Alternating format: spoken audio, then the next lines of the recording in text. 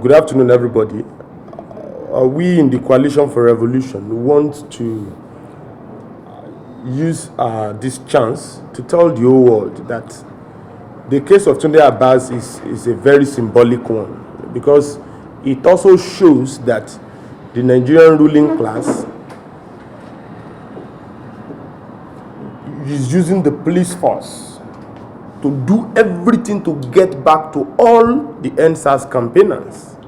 And we can see very much that the NSAS was a very peaceful revolt, and it was a peaceful campaign by mass of Nigerian youths.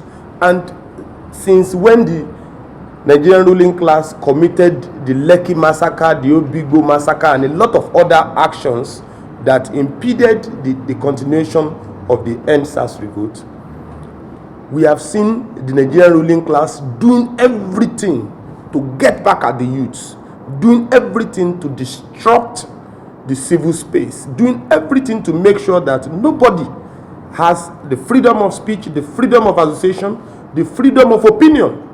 And that's why you see that they are trying to do everything to turn even the use of your camera to a sin. So what we in the Coalition for Revolution wants to say is that the Nigerian working youths, the Nigerian working people should start uniting and working towards another round of mass campaign to tell the Nigerian ruling class that our position against police brutality, especially the 5-point demands, as at that period till date, has none of the points had been listened to or had been affected by the Nigerian ruling class consciously. And it also shows that they are not going to affect any of the 5-point demand, including the 5th point, which talks about the salaries of police officers, the salaries of soldiers, the salaries of naval officers. And so it's also, this is a clarion call to all change seekers. This is a clarion call to everybody that we should start mass mobilizations from house to house, street to street, because the only way that the Nigerian ruling class can listen to, that can effect the change we need, is for all of us to come back to the streets. Just this morning, we read the statement of the police complaint unit saying that they have redeployed the DPO, Francis Ani of Onipa.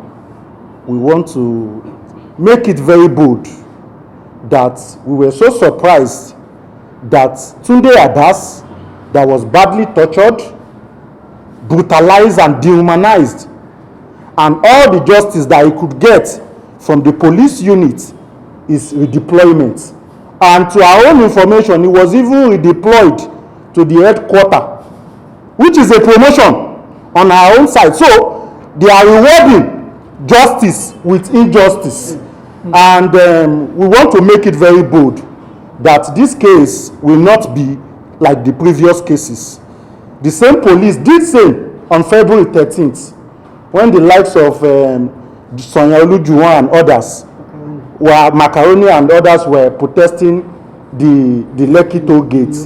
And also, they also did say on February 20th, at the 120th anniversary march of the Lekki massacre, and because the masses are only celebrating when people were brutalized and released, and we want to say that we want to open a new chapter, and this Tunde Abass case will be an exception, and will send a very strong message to the public and the Nigerian ruling class. The wrongdoing, the wrong side of action in operations. Because it's even the present time that we are talking about the Police Act, their attitude and other, that the reformation of police, it will be better if we can use this avenue to equally compare them, to include the using of modern equipment for Nigeria police. Because ordinarily, any police that is going for any operation is supposed to even use body cameras. Now Tunde Abass assisted them to at least film and get hold of the wrong guard of Nigeria police, supposed to be sent to their headquarters and deal with the erring officer. Like one of our leaders said the other time, that instead of demoting the police, I mean the DPO in question, The other way around is that promoting him instead of deploying. And I will use this opportunity to call on Nigeria police that it must be used as a scapegoat and get him demoted instead of promoting him to the state quarter. Now, one other thing I have to talk about is this is also an avenue to call on Nigerians. This is an era that we call for community policing. In community policing, if I see anything wrong happening in my community, I can film it, send it to the appropriate authority, and action will be taken, just like our community did. And we shouldn't allow some of their bad eggs to continue harass our people.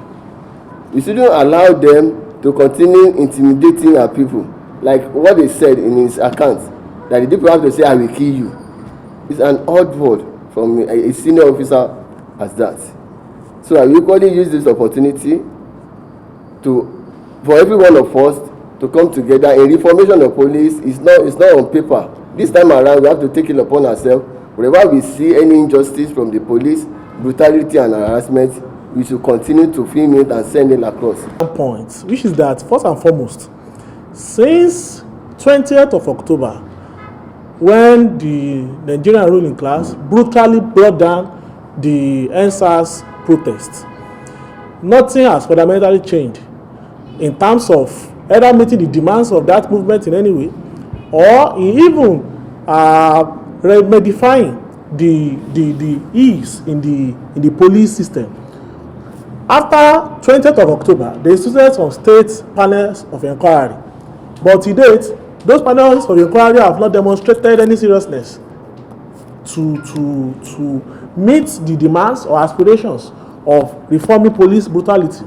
As we speak, on the 13th of February, there was a protest, the Occupy Lekki protest. That protest was brutally repressed. There was no prosecution of any single police officer till the time we are speaking now. After 13th of February, there was 28th of February, which 6 protesters, including Tunde Abass, that is here, was arrested, detained for 6 days running. No single police officer has been arrested or prosecuted since that time. The message they are passing is very clear.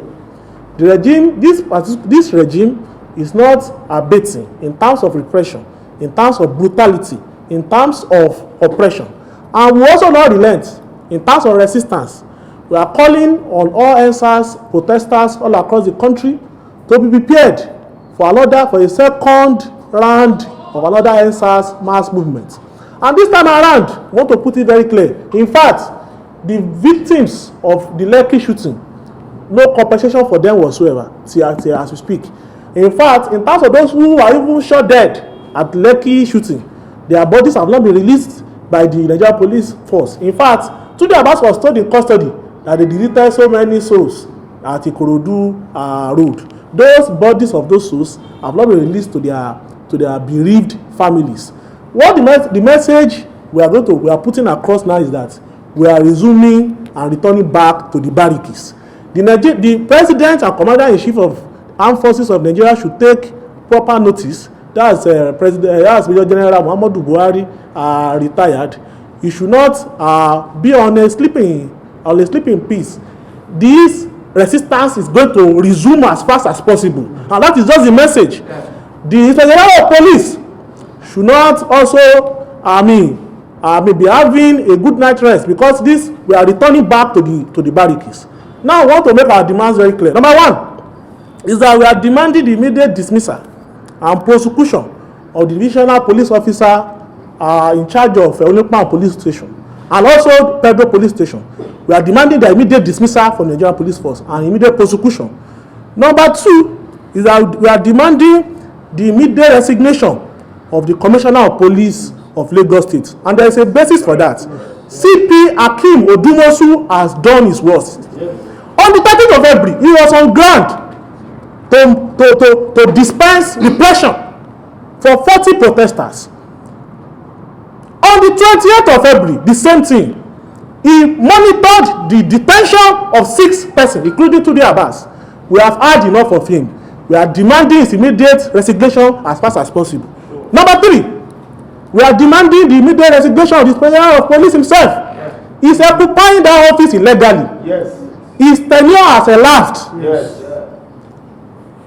He cannot continue to be in office. We are demanding his immediate resignation. Yes. Number 4 is that the genuine police reforms. That was the 5th demand in the 5 for 5 demands. Now, the person of Solomon Akuma, to show you that the police brutality has not ended.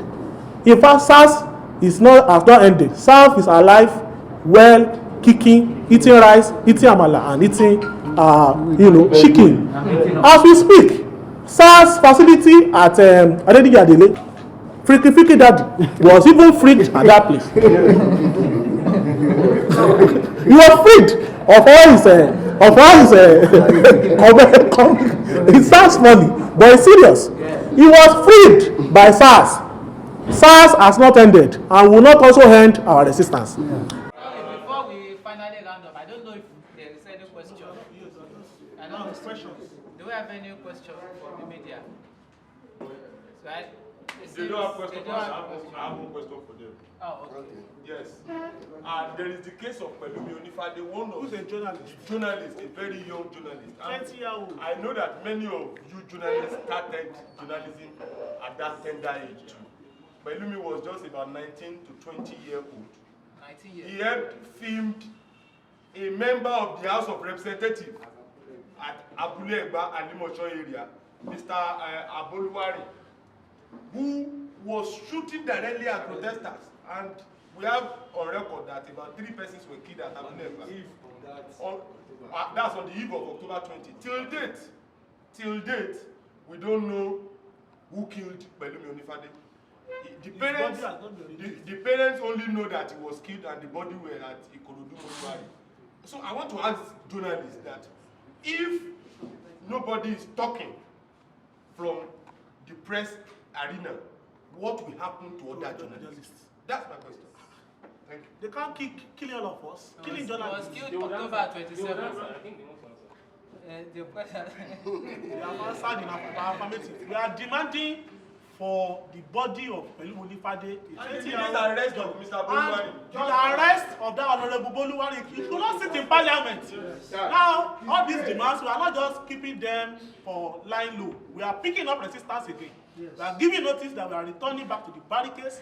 We are resuming protests. We are going to take up all these demands until the very end. Yes. It's a luta continua. Victoria Sata.